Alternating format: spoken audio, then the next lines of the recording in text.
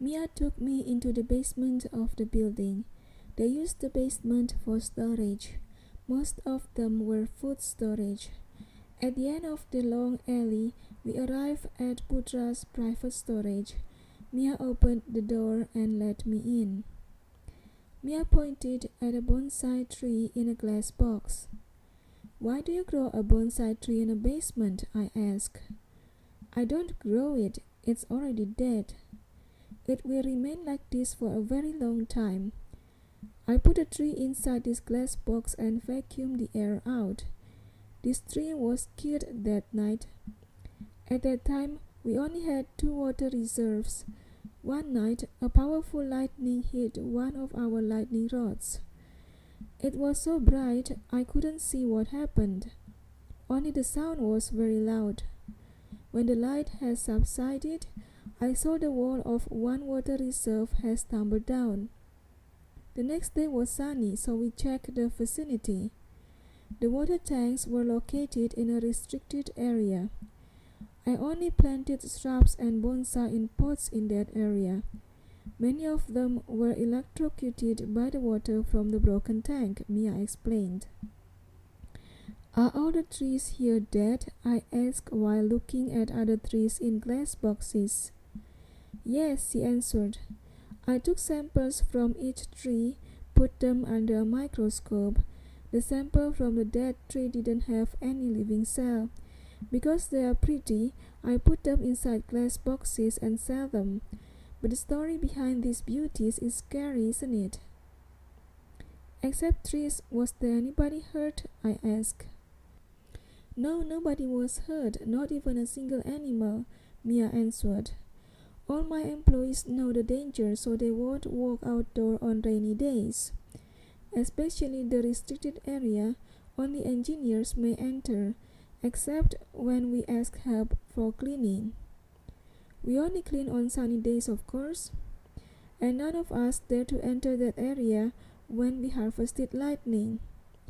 The animals, I think they have excellent instinct. I didn't find a single dead insect or ant when we cleaned up the mess. We designed the place in such a way that the water will travel to a saltwater pool instead of directly into the river, so no fish was electrocuted. It seems you can contain the danger. I don't see any reason why you should be afraid," I said. "That is what Professor Johnston said to me, but villagers might think differently. There was only one accident and it happened a long time ago, before Professor Johnston joined us. I've made stronger walls for the water reserves ever since. However, I am still traumatized by that one accident," Mia said. Listening to her story made me want to help her.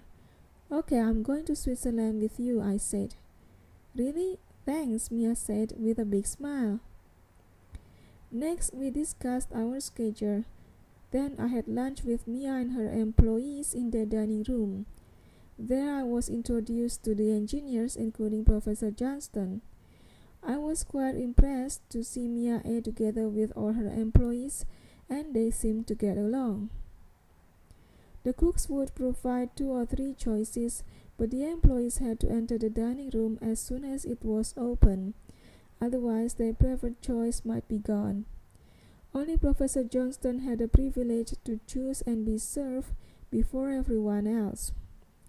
Mia was not a picky eater, so she didn't mind if her preferred choice was gone. That is what she said. For lunch that day, I could choose between rice or mashed potato, fried chicken or meatball, gado-gado or steamed vegetables for salad, and a traditional cake or a bowl of fruits for dessert. I also got a glass of iced honey lemonade. Mia explained to me that they served that drink every lunchtime. The honey and the lemons were harvested from the garden. Mia said that everyone liked this drink. She said that for dinner they always provided a glass of milk, but not everyone would take the offer. The worst drink was prepared for breakfast, which was healthy drinks served in short glasses. Sometimes they mix traditional health drink like jamu kencur, sometimes they mix modern health drink such as a blend of garlic, ginger, lemon, honey, and apple cider vinegar. Most employees didn't like it, only some would take it. Like Mia, they believed this awful taste drink was good for health. What about coffee and tea? Mia answered that there was a coffee maker in every meeting room and another one in front of the dining room. I went home after lunch. Mia offered me to stay in the garden for a while, but I refused. My mind was full of to-do lists as I drove home. I viewed the trip to Switzerland as another business trip, so I began to recall which clients had interest in that country.